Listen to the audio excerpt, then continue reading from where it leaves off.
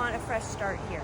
I would get rid of the burning bush because they're invasive, and because you don't like them, and because they need so much maintenance to keep them in check here. And second of all, it spreads. So I have two, so I'm not judging, but I think I'm going to cut mine down, because what happens is they're berries. The birds eat the berries. They fly around. They poop out the berries, and then more trees of these horrible nature, and then they strangle out other things that could be there more natively. You know what I mean? Yeah. So that's the deal. That's how it works.